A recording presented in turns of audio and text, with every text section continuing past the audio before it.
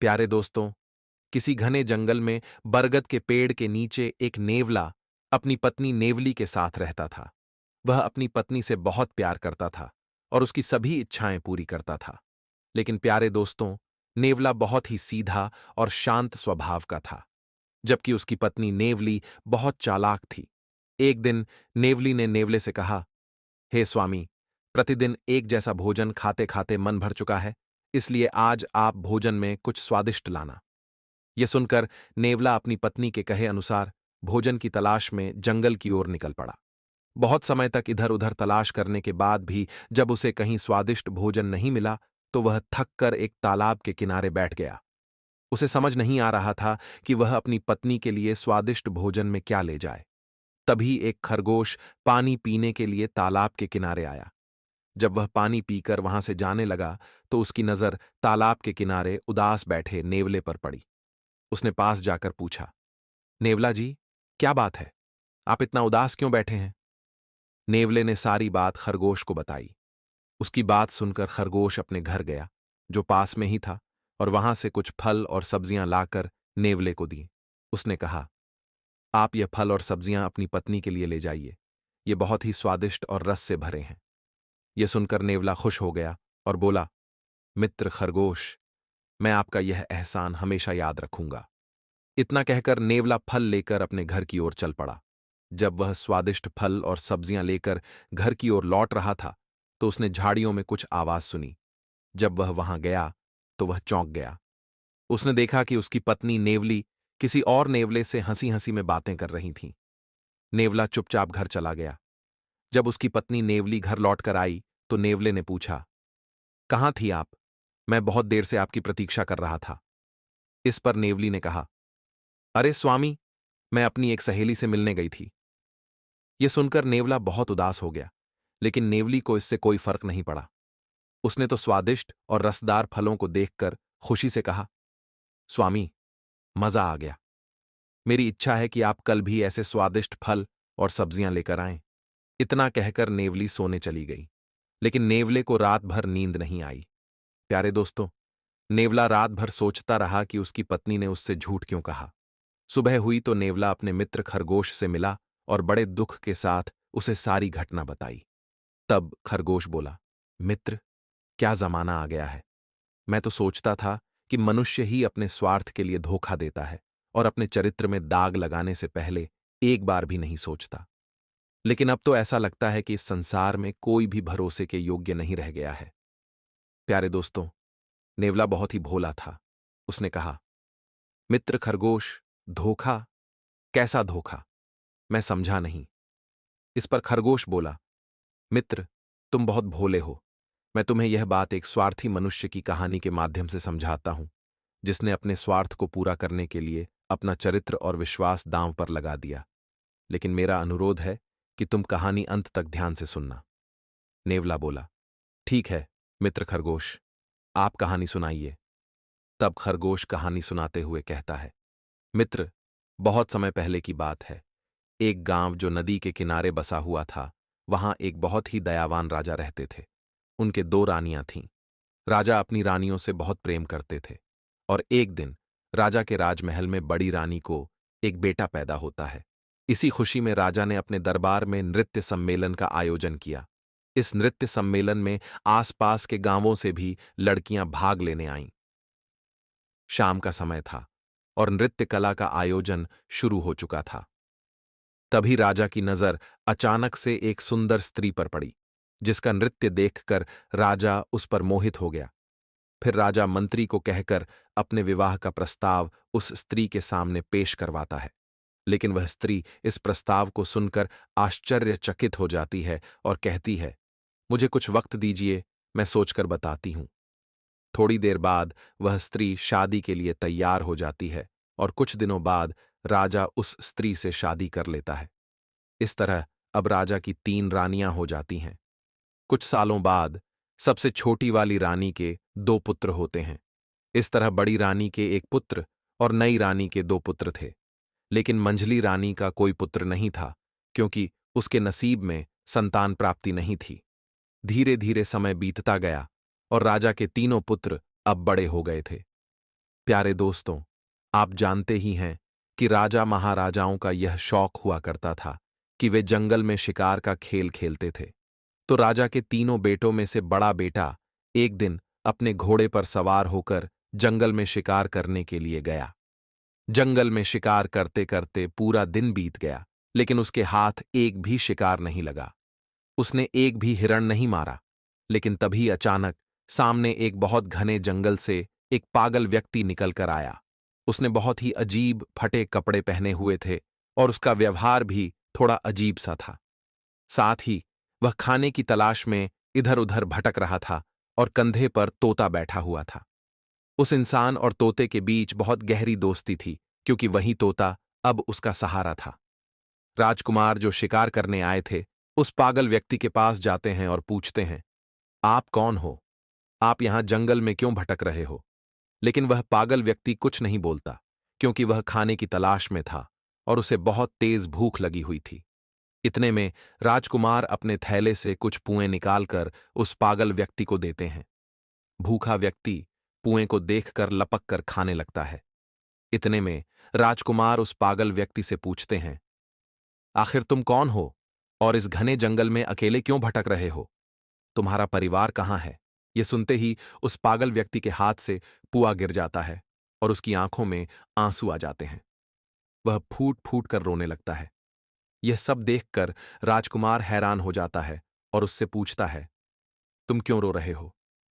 तब उस पागल व्यक्ति के कंधे पर जो तोता बैठा था, वह कहता है, मेरे मालिक अपने बेटे के कारण इस स्थिति में जंगल में भटक रहे हैं। राजकुमार पूछते हैं, ऐसा क्या हुआ इनके साथ? तोता कहता है, इनके पास वाले नगर में एक लड़की है जिसका पिता एक राजा है। वह अपनी बेटी की शादी करवाना चाहता है और वह लड़की भी शादी के लिए तैयार है। लेकिन उसकी एक शर्त है कि वह उस इंसान से शादी करेगी जो उसके एक प्रश्न का उत्तर दे सके। इसलिए जो कोई शादी की इच्छा लेकर उसके पास जाता है, वह उससे एक सवाल पूछती है। अगर वह व्यक्ति उस सवाल का उत्तर दे देता है, तो वह उसके साथ विवाह कर लेगी। लेकिन अगर वह उत्तर नहीं दे पाता, तो उसका सिर काट देती है। इसी चक्कर में इनका एक पुत्र था जो उस स्त्री द्वारा मारा गया। मेरे मालिक यह सदमा बर्दाश्त नहीं कर पाए और अपना मानसिक संतुलन खो बैठे। इसी वजह से उनका राज्य भी अब उस स्त्री के कब्जे में है। इतनी बात सुनकर वह व्यक्ति वहां से चला जाता है। यह सारी बात सुनकर राजकुमार के दिल और दिमाग में उस राजकुमारी वाली बात बैठ जाती है। शिकार पर से महल की तरफ लौटते समय भी पूरे रास्ते वही राजकुमारी राजकुमार के दिमाग में चल रही थी। राजकुमार जब लौटकर अपने घर आया, तो घर आकर रात्रि में लेटकर आराम तो कर लिया, लेकिन सुबह में भी वह उसी राजकुमारी के ख्यालों में डूबा हुआ था। अब राजकुमार से रहा नहीं गया और वह शीघ्र ही अपना घोड़ा निकालता है और उस राजकुमारी के महल की तरफ चल देता है। राजकुमार को बाहर जाता देख उसके माता पिता उससे पूछते हैं, बेटा, कहाँ जा रहे हो? तब राजकुमार कहता है, हमारे बगल वाले राज्य में एक राजकुमारी रहती है और वह विवाह करना चाहती है। परंतु उस राजकुमारी का यह कहना है कि उसका कोई प्रश्न है और जो कोई उसके प्रश्न का उत्तर दे देगा, वह उसके साथ विवाह कर लेगी, और जो नहीं दे पाता उसका सिर कटवा देती है। अब तक उसके चक्कर में कई लोग मारे गए हैं और कई राज्यों को उस स्त्री ने अपने कब्जे में ले रखा है। यह सुनकर राजकुमार के माता पिता ने राजकुमार को बहुत रोकने की कोशिश की, परंतु राजकुमार ने उनकी एक भी नहीं सुनी और राजकुमारी के महल की ओर निकल जाता है। महल पर पहुंचते ही राजकुमार ने विवाह का प्रस्ताव रखा, तो राजकुमारी कहती है, मैं आपसे विवाह करने के लिए तैयार हूं, परंतु आपको मेरे एक प्रश्न का उत्तर देना पड़ेगा, तभी मैं आपसे विवाह कर पाऊंगी, और अगर आप मेरे प्रश्न का उत्तर नहीं दे पाते हो, तो आपका सिर कटवा दिया जाएगा। राजकुमार ने इस शर्त को स्वीकार कर लिया और बोला, राजकुमारी, पूछिए, आपका क्या प्रश्न है? मैं आपके प्रश्न का उत्तर देने के लिए तैयार हूं। फिर राजकुमारी अपना वह एक प्रश्न पूछती है जो अभी तक कई लोगों से पूछती आ रही थी।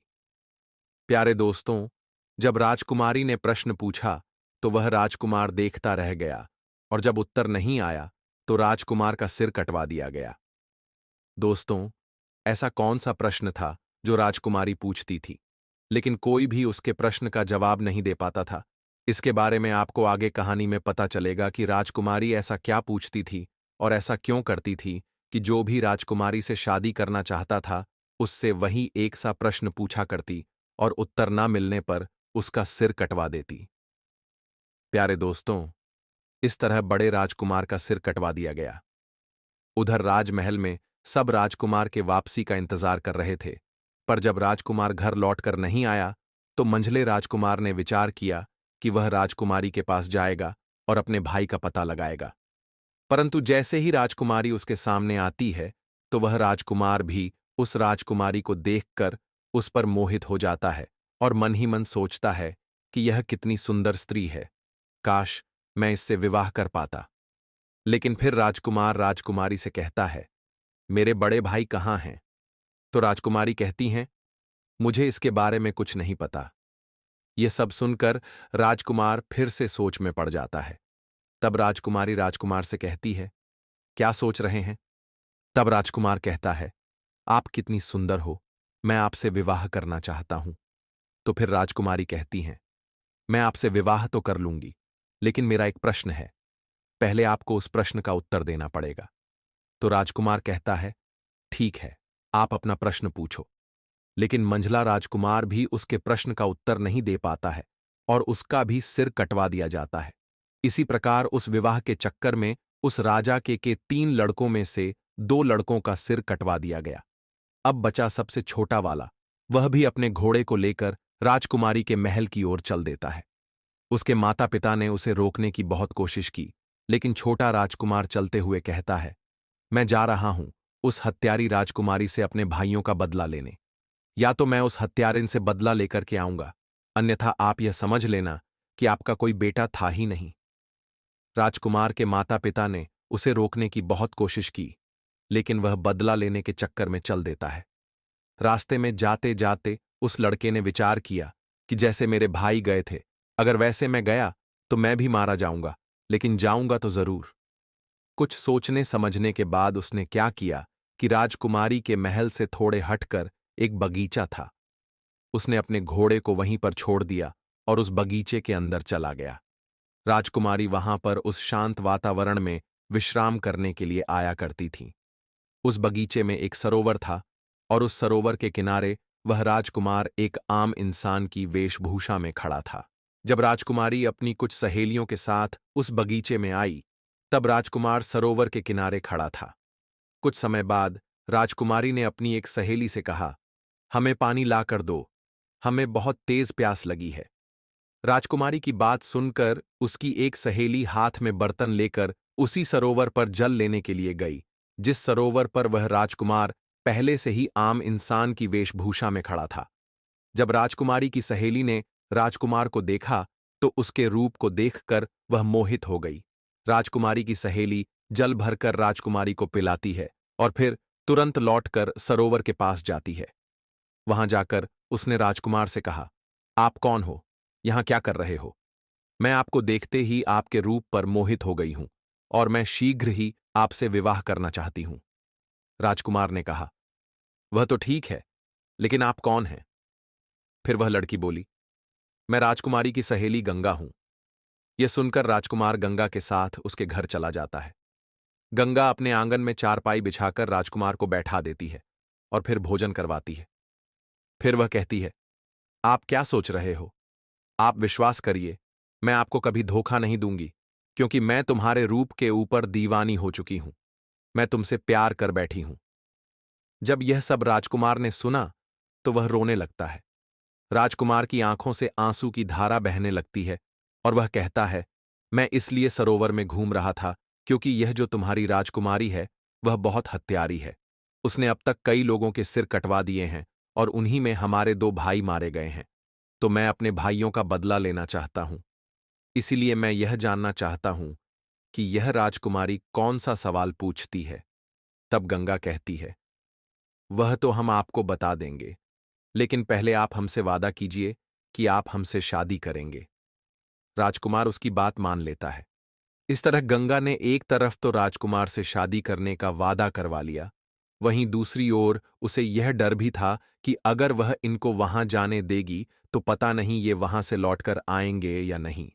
फिर राजकुमार गंगा से कहता है, मैं जरूर तुमसे विवाह करूंगा, लेकिन राजकुमारी से अपने भाइयों का बदला लेने के बाद। जब राजकुमार ने गंगा से इतना कहा तो गंगा को राजकुमार के ऊपर विश्वास हो गया। फिर गंगा ने राजकुमार को राजकुमारी के बारे में बताना शुरू किया। गंगा ने कहा, वह हर एक इंसान से केवल एक ही प्रश्न पूछती है, गुल सरोवर की क्या कहानी है। राजकुमार ने गंगा से कहा, अगर आपको प्रश्न पता है तो इसका उत्तर भी अवश्य पता होगा। आप हमें इसका उत्तर सुना दीजिए। लेकिन गंगा तुरंत हाथ जोड़कर बोली, हे राजकुमार, अगर मुझे उत्तर के बारे में मालूम होता तो चाहे कुछ भी हो, मैं आपको इसके बारे में जरूर बताती। फिर गंगा कहती है, राजकुमारी के राज्य में एक साधु रहता है, सिर्फ उन्हीं को यह गुल सरोवर वाली कहानी पता है, और उसने ही राजकुमारी को यह सलाह दी है कि अगर तुमसे कोई शादी करना चाहे तो तुम उससे गुल सरोवर की कहानी के बारे में पूछो। हालांकि यहां तक राजकुमारी को भी इस कहानी के बारे में कुछ भी पता नहीं होता, फिर भी राजकुमारी यह प्रश्न पूछा करती है क्योंकि वह उस साधु से प्रेम करती है। तब राजकुमार ने गंगा से कहा, चलो ठीक है, कोई बात नहीं, तुमने हमारा काम थोड़ा आसान कर दिया। अब हम जाते हैं, पहले गुल सरोवर की कहानी के बारे में पता करते हैं कि इसकी कहानी क्या है। इसीलिए आप यहीं पर इंतजार करिए और हम वापस लौटकर जरूर आएंगे। तब गंगा बोलती है, राजकुमार, गुल सरोवर की कहानी कहाँ मिलेगी? मैं आपको यह बता सकती हूं, लेकिन वहां से जिंदा लौटना नामुमकिन है। वहां से जिंदा नहीं लौट पाओगे। राजकुमार बोला, क्यों नहीं लौट पाएंगे? तब गंगा बोली, रास्ते में बहुत खतरा है, इसलिए आप वहां मत जाइए। इस बात को छोड़िए, आप अपने भाइयों का बदला नहीं ले पाओगे। आप हमारे साथ विवाह कीजिए और बदला लेने के बारे में भूल जाइए। उस राजकुमार ने कहा, चाहे रास्ते में कितनी भी कठिनाई क्यों ना हो, कितना भी संकट क्यों ना हो, लेकिन मैं जाऊंगा जरूर और अपने भाइयों का बदला जरूर लूंगा। तो गंगा ने सोचा, अब हम चाहे इनको कितना भी रोकने की कोशिश करें, लेकिन ये नहीं रुकेंगे। फिर गंगा ने खुद एक घोड़ा और एक तलवार राजकुमार के हाथ में दी और कहा, यह घोड़ा और यह तलवार तुम्हारे काम जरूर आएगी, इसलिए आप एक काम करना, यहां से ठीक पश्चिम दिशा की तरफ जाओ। जब आप पश्चिम दिशा की तरफ जाओगे तो आगे आपको गुफा में एक शेर मिलेगा, और उस शेर से आपको डरना नहीं है, क्योंकि वह शेर बूढ़ा हो चुका है, जिस वजह से वह शिकार नहीं कर पाता और बहुत भूखा रहता है। जब आप उसके पास जाओगे तो इस तलवार के मदद से रास्ते में उस शेर के लिए कुछ खाने को जरूर ले जाना, और जब वह शेर गुफा से बाहर आए तब उसके सामने यह खाने की चीज रख देना। वह उसे खाकर तुम्हारी मदद जरूर करेगा। बस इतना ध्यान रखना कि आप जब जंगल में थोड़ा आगे बढ़ो तो आप समुद्र के किनारे पहुंच जाओगे। वहां से आगे आपको समुद्र के उस पार जाना होगा। इतना कहकर गंगा ने राजकुमार को विदा कर दिया और राजकुमार पश्चिम दिशा में जंगल की तरफ निकल पड़े। जाते समय गंगा बोलती है, राजकुमार, भूल मत जाना, लौट कर जरूर आना, चाहे कुछ भी हो जाए। मैं आपका जीवन भर इंतजार करूंगी। मुझे आप भूलोगे तो नहीं? तो उस राजकुमार ने विश्वास दिलाते हुए बोला, आप चिंता मत करो, मैं लौटकर जरूर आऊंगा और तुमसे विवाह करूंगा, इसीलिए आप तनिक भी चिंता मत करो। अब वह राजकुमार धीरे धीरे जंगल की तरफ बढ़ने लगा। गंगा के मुताबिक उसे एक शेर की गुफा मिली, जिसमें वही बूढ़ा शेर था जिसके बारे में गंगा ने राजकुमार को बताया था, और साथ में यह भी कहा था कि आप रास्ते में इस तलवार की मदद से उस बूढ़े शेर के लिए कुछ खाने को ले जाना। तो वह राजकुमार बिल्कुल ऐसा ही करता है और उस शेर के सामने खाना रख देता है। चूंकि शेर बहुत भूखा था, वह खाना देखते ही बहुत खुश हो जाता है और लपक कर खाना शुरू कर देता है। राजकुमार देखता है कि अब तो शाम हो चुकी है, जिस वजह से हल्की हल्की ठंड भी लगने लगती है और कुछ देर में अंधेरा भी हो जाएगा। तो वह क्या करता है कि आसपास से कुछ लकड़ियां इकट्ठा करके ले आता है और गुफा के सामने थोड़ी सी आग जला लेता है।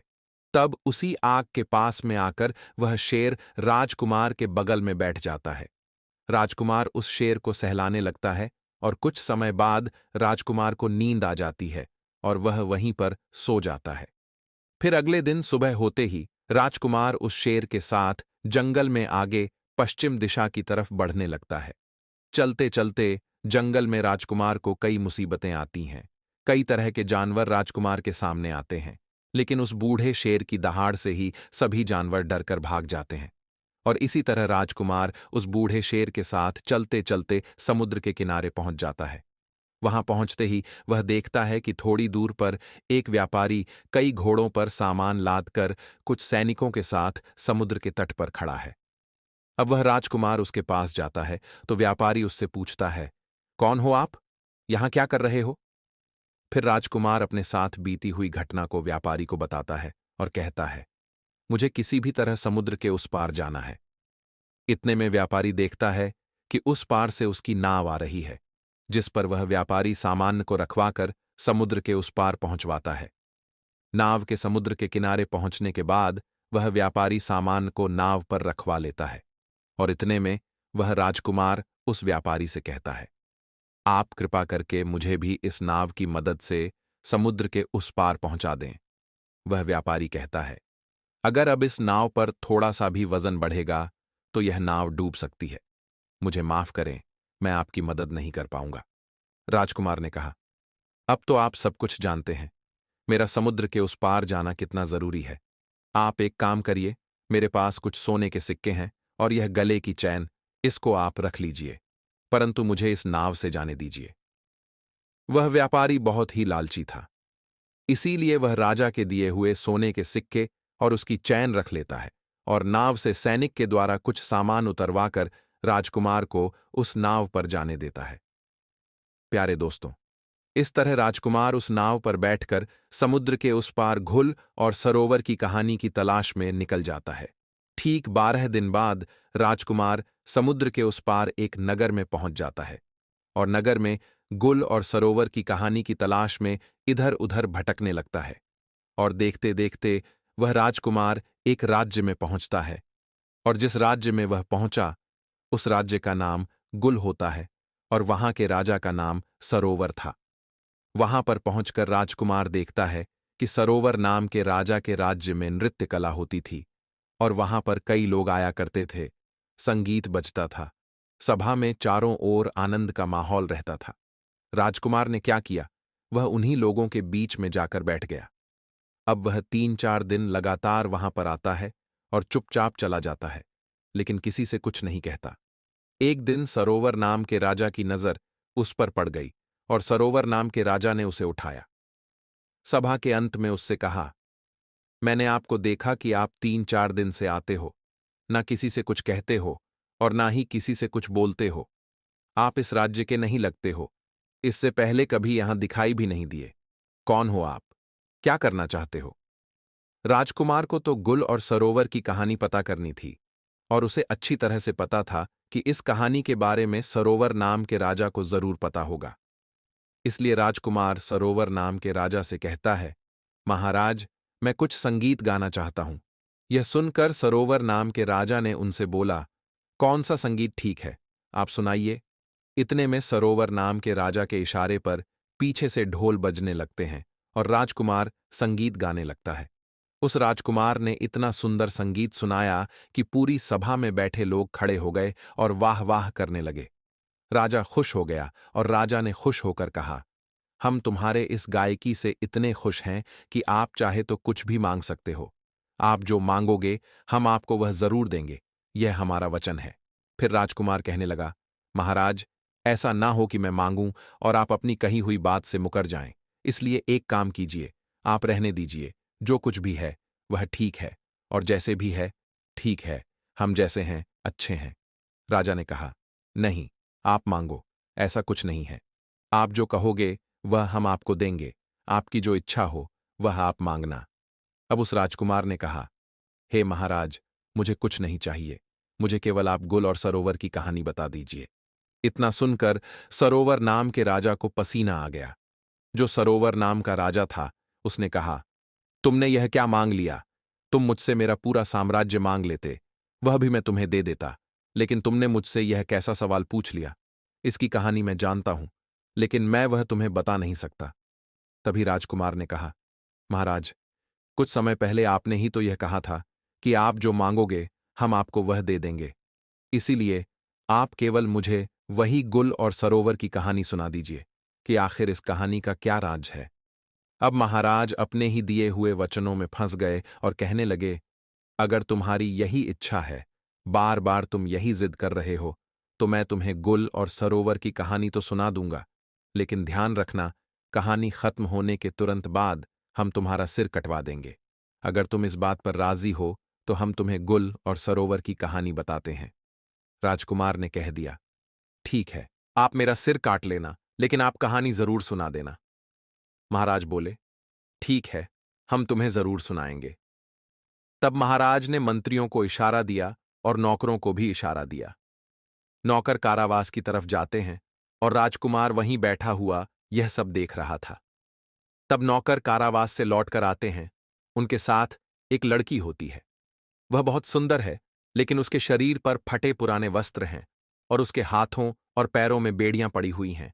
वह चल नहीं पा रही थी और इसीलिए नौकर लोग उसे मारते हैं।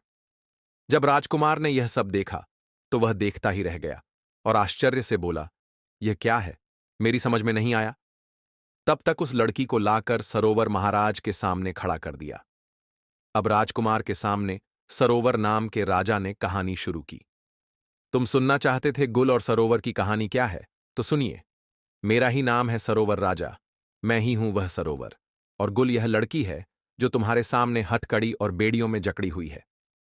राजकुमार कहने लगा, महाराज, आप सरोवर और यह लड़की गुल, इसका मतलब आपकी ही कहानी है। महाराज ने बोला, हां, यह मेरी ही कहानी है। राजकुमार ने कहा, फिर तो आपसे अच्छी तरह और कौन बता सकता है। महाराज बोले, सुनो, हमारी कहानी क्या है। मैं विवाह से पहले एक बार जंगल में शिकार खेलने के लिए गया था। वहां यह लड़की अपनी सहेलियों के साथ उसी जंगल के एक तालाब के किनारे बैठी हुई थी। उस दिन जब हम जंगल में घूमते हुए पहुंचे तो हमारी नजर इस स्त्री पर पड़ी। यह गुल नाम की लड़की जो तुम्हारे सामने खड़ी है, इसकी नजर हमारी तरफ पड़ी और इसे देखकर हम इस पर मोहित हो गए। हमें देखकर यह भी हम पर मोहित हो गई। मैं इस स्त्री के रूप पर इतना मोहित हो गया कि मैं इसके रूप का दीवाना हो गया। अब क्या बताऊं, इस लड़की को देखकर हम तो कुछ नहीं बोल पाए, लेकिन इस लड़की ने मुझे अपने पास बुला लिया और कहा, कौन हो आप, कहां से आए हो, क्या देख रहे हो। फिर मैंने उलझी हुई आवाज में जवाब दिया, मेरा नाम सरोवर है, और अगर आप जानना चाहती हो कि हम क्या देख रहे हैं तो सुनिए।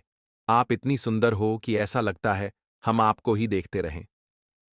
इससे पहले कि मैं इस लड़की से कुछ पूछता, तब तक इस लड़की ने मुझसे पूछ लिया, क्या आप मुझसे शादी करोगे। जो बात मेरे दिल में थी वह इसने कह दी, तो मैं बहुत खुश हो गया। अब यह लड़की मुझे साथ लेकर अपने घर पहुंची और अपनी मां से कहने लगी, हे मां, मैं अगर विवाह करूंगी तो इसी के साथ करूंगी, अन्यथा मर जाऊंगी। मां बाप ने बहुत समझाया कि बेटा, इनके घर खानदान का कोई पता नहीं है, कहाँ के रहने वाले हैं इसका कुछ पता नहीं है। उसकी मां कहती है, एक अजनबी के साथ मैं तुम्हारा विवाह कैसे करा सकती हूं। प्यारे दोस्तों, तब महाराज गुल और सरोवर की कहानी को आगे बढ़ाते हुए कहते हैं, उस समय वह लड़की बार बार अपने माता पिता से विनय करने लगती है और खाना पीना तक छोड़ देती है। अब इसके जिद्द के सामने इसके माता पिता मजबूर होकर इसका विवाह हमारे साथ कर देते हैं। फिर सरोवर महाराज राजकुमार से कहते हैं, जरा ध्यान से इस कहानी को सुनना, क्योंकि इस कहानी का असली राज अब खुलने वाला है। होता यह है कि जब इस लड़की का विवाह मेरे साथ हो गया, तब विदा होकर वह मेरे साथ मेरे घर के लिए आ रही थी। रास्ते में यह बहुत प्रसन्न थी और मुझसे कह रही थी, मुझे मेरे मनचाहे पति मिल गए हैं और मैं खुद दुखी रह सकती हूं, लेकिन इनको कभी दुखी नहीं रहने दूंगी। वह कहती थी, मैं खुद संकट में रह सकती हूं, लेकिन इन पर कभी आंच नहीं आने दूंगी और अपने पति से हमेशा लगाव बनाकर रखूंगी। ऐसे ही करके हम अपने घर पहुंच गए और अब तो हम उसके प्यार में इतने पागल हो गए थे कि सब कुछ भूलने लगे थे। हम अपना राज्य का दरबार भी समय से पहले बंद करके घर पहुंच जाते थे। ऐसे ही कुछ दिनों तक चलता रहा और कुछ दिनों के बाद जब घर लौटकर इस स्त्री के पास आते थे तो पता नहीं क्यों हमें बहुत जोर की नींद आ जाया करती थी और इतने में वह राजमहल से जंगल की ओर चल देती। उस दिन जब मेरी नींद खुली तो मैंने उस स्त्री को राजमहल से बाहर जाते हुए देखा। तो उस स्त्री के वहां से निकलते ही मैं भी वहां से निकल जाता हूं और उसके पीछे पीछे जाता हूं। तभी देखता हूं कि वह स्त्री एक साधु के साथ बैठी हुई हंस हंसकर बातें कर रही थी। इतना सब कुछ देखते ही मैं सोचने लगा, पता नहीं यह उसका रोजाना का काम है या सिर्फ आज का काम है। उसके बाद मैं चुपचाप वहां से वापस राजमहल में लौट जाता हूं। फिर राजकुमार उनसे कहने लगा, आगे क्या हुआ? प्यारे दोस्तों, तब महाराज ने राजकुमार से कहा, उस दिन मेरा पूरा दिन उसी के बारे में सोचते सोचते निकल गया और दूसरे दिन भी संध्या हो गई। यह तो हमेशा यही सोचती रहती थी कि कब शाम होगी। फिर इसने खाना बनाया और मुझे दिया, लेकिन उस दिन मैंने जानबूझकर खाना नहीं खाया। मैंने निर्णय लिया कि आज चाहे कुछ भी हो जाए, लेकिन सोएंगे नहीं। फिर देर रात तक उससे बातें करते रह गए और इतने में उस स्त्री ने कहा, प्रियवर, अब बहुत ज्यादा रात हो चुकी है, आप सो जाइए। तब मैंने आंखें बंद करके सोने का नाटक किया और तब यह स्त्री उसी साधु के पास चली जाती है। फिर मैं भी उसके पीछे पीछे गया और देखता हूं कि वह साधु हाथ में डंडा लिए उस स्त्री से बहुत गुस्से में कहता है, आज तुम्हें यहां आने में इतना समय क्यों लग गया? कहां थी इतनी देर तक? फिर वह स्त्री हाथ जोड़कर साधु से क्षमा मांगते हुए कहती है, मेरे पति आज विलंब से सोए थे, इसलिए मुझे आने में इतनी देर हो गई। फिर स्त्री ने साधु से कहा, अगली बार से ऐसा कभी नहीं होगा, क्योंकि अगली बार से मैं उसके खाने में जहर देकर उसे सदा के लिए सुला दूंगी और आपके पास आ जाऊंगी। तभी मैंने उसके मुख से यह बात सुनी तो मुझे बहुत ही तेज पसीना आने लगा और मैं घबरा गया। उसी समय उस साधु की नजर मुझ पर पड़ जाती है और साधु ने उस स्त्री से कहा, उस पेड़ के पीछे छिपकर मुझे कोई देख रहा है। फिर वह जो गुल नाम की लड़की थी, उसकी नजर मेरे ऊपर पड़ी। तभी वह स्त्री चिल्लाकर कहती है, यह तो मेरे पति हैं, आप इन्हें मार डालिए। फिर क्या था, वह दोनों और मैं अकेला, उन दोनों ने मिलकर मुझ पर आक्रमण किया और मुझे मारने की कोशिश की। हमारे बीच लड़ाई छिड़ गई और फिर मैं लड़ते लड़ते नीचे गिर गया। उस साधु ने मुझे कसकर दबा लिया और उसके बाद यह स्त्री तलवार लेकर मेरे सीने पर बैठ गई। तभी वह जो साधु था, वह वहां से भाग जाता है। फिर मुझे कुछ समझ में नहीं आ रहा था कि मैं क्या करूं, और जैसे ही यह स्त्री मुझे तलवार से मारने वाली ही थी, तभी मैं इस स्त्री को एक ही झटके में नीचे गिरा दिया और इस स्त्री को उसी की तलवार से बंदी बनाकर यहां ले आया। तभी राजकुमार ने पूछा, लेकिन महाराज, उस साधु का क्या हुआ? प्यारे दोस्तों, तब महाराज उस राजकुमार से कहते हैं, जो वह साधु था, वह समुद्र के उस पार शोभा नाम के राजकुमारी के राज्य में जाकर छिप गया है। राजकुमार को महाराज की पूरी बात समझ में आ गई और इसके बाद महाराज कहते हैं, यह थी गुल और सरोवर की कहानी। अब मैंने अपने वादे के अनुसार पूरी कहानी तुम्हें सुना दी। अब तुम इस वादे के अनुसार अपना सिर कटवा लो। इतने में राजकुमार ने कहा, महाराज, आप मेरा सिर काट लीजिए, लेकिन उससे पहले मुझे यह बता दीजिए कि उस रानी ने उस साधु को अपने राज्य में क्यों छिपने दिया? अब तक क्यों छिपा कर रखा है? जब राजकुमार ने यह कहा, तो अब जो सरोवर राजा था, वह इसका उत्तर ना दे सका और वह अपने ही दिए हुए वचनों में फंस गया। और इस सवाल का जवाब नहीं दे पाने के कारण राजकुमार को छोड़ दिया और कहा, मैं तुम्हें छोड़ दे रहा हूं, लेकिन आज के बाद मेरे इस राज्य में कभी नजर नहीं आना। राजकुमार यह सब सुन के उस शोभा नाम के राजकुमारी के महल की ओर चल देते हैं। कुछ दिनों के बाद जब राजकुमार शोभा नाम के राजकुमारी के महल में पहुंचते हैं, तो राजकुमारी से कहते हैं, मुझे आपसे विवाह करना है। फिर शोभा कहती है, आपको पहले मेरे एक प्रश्न का जवाब देना पड़ेगा, तभी मैं आपसे विवाह करूंगी, और अगर आप जवाब नहीं दे पाते हैं तो आपका सिर कटवा दिया जाएगा। प्यारे दोस्तों, अब राजकुमार को तो पहले से ही पता था कि राजकुमारी क्या प्रश्न करने वाली है, इसीलिए राजकुमार ने शर्त स्वीकार कर ली और कहा, हां, पूछो, क्या प्रश्न है तुम्हारा? मैं तुम्हारे प्रश्न का उत्तर देने के लिए तैयार हूं, लेकिन तुम शायद इस मेरा उत्तर सुनने के बाद अपने क्रोध पर काबू नहीं कर पाओगी। अब राजकुमार सोचती है कि आखिर ऐसा क्या है इस प्रश्न के उत्तर में जिसे सुनकर मैं क्रोधित हो जाऊंगी। राजकुमारी इस बात पर ध्यान नहीं देते हुए राजकुमार से कहती हैं, आप उत्तर बताएं, क्योंकि राजकुमारी उस साधु के प्रेम में अंधी होती है। तब राजकुमार ने राजकुमारी शोभा को गुल और सरोवर की कहानी सुनाई। और जैसे ही कहानी पूरी होती है तो राजकुमारी कहने लगी, ऐसा क्या था इस कहानी में जो मुझे क्रोध आता? राजकुमार बोले, जिस साधु के प्रेम में तुम अंधी हो, वह वही गुल और सरोवर वाला साधु है जो वहां से भागकर समुद्र के इस पार तुम्हारे पास आकर छिपा हुआ है। अब शोभा को विश्वास नहीं हुआ और वह तुरंत राजमहल से निकलकर अपने राज्य में उस साधु के यहां पहुंचती है।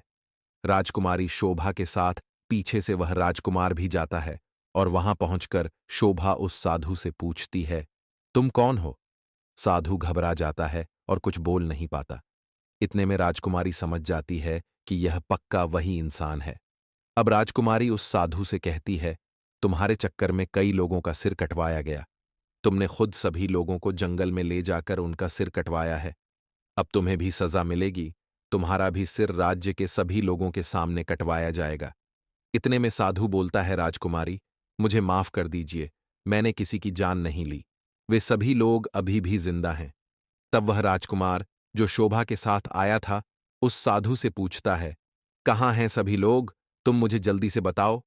अब वह साधु शोभा और राजकुमार को एक ऐसी जगह पर लेकर जाता है जहां उसने सभी लोगों को कैद करके रखा था। राजकुमार सभी को वहां से आजाद कराता है और उनके दोनों बड़े भाई भी मिल जाते हैं। फिर राजकुमारी उस साधु को हमेशा के लिए उसी कैद में बंद कर देती है। राजकुमार राजकुमारी शोभा की उस सहेली से कहते हैं, आपका बहुत धन्यवाद। आज आपके कारण मैं अपने भाइयों से मिल पाया, जहां मुझे लगता था कि मेरे दोनों बड़े भाई कब के मर चुके होंगे।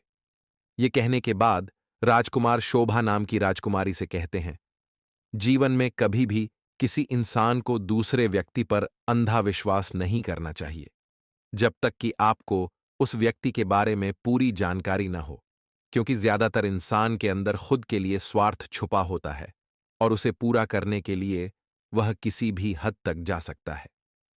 राजकुमार कहते हैं, जब कोई इंसान किसी की भावनाओं या विश्वास के साथ खेलता है या दूसरों को बेवकूफ बनाते हुए कोई ढोंग या पाखंड करता है तो इसे त्रिया चरित्र कहते हैं। इतना कहकर राजकुमार अपने भाइयों और राजकुमारी शोभा की उस सहेली को लेकर वहां से अपने घर चला जाता है।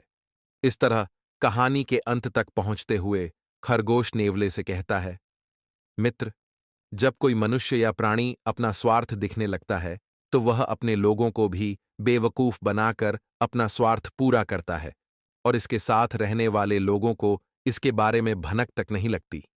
आजकल बहुत से प्राणी अपना स्वार्थ पूरा करने के लिए त्रिया चरित्र करते हैं और अपने चरित्र पर दाग लगाते हैं, पर कभी भी इसके बारे में नहीं सोचते।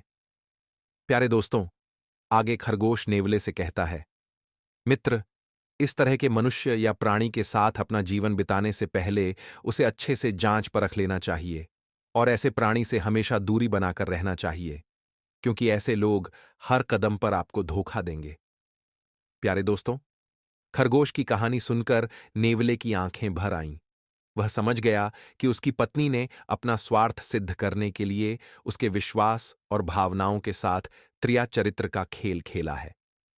प्यारे दोस्तों, इस कहानी से हमें एक बहुत महत्वपूर्ण सीख मिलती है कि हमें कभी भी किसी पर आंख बंद करके भरोसा नहीं करना चाहिए। बिना उस व्यक्ति को समझे उसकी बातों में आकर अपने अपनों के साथ विश्वासघात नहीं करना चाहिए और न ही उनकी भावनाओं के साथ खेलना चाहिए। प्यारे दोस्तों, उम्मीद करता हूं कि आपको यह कहानी पसंद आई होगी। अगर कहानी अच्छी लगी हो, हमें कमेंट करके अपने विचार जरूर बताएं और वीडियो को लाइक और शेयर करें और ग्रंथ वॉइस चैनल को सब्सक्राइब करें, ताकि मैं आपके लिए इसी तरह की धार्मिक, प्रेरणादायक और ज्ञानवर्धक कहानियां का नोटिफिकेशन आपको सबसे पहले प्राप्त हो।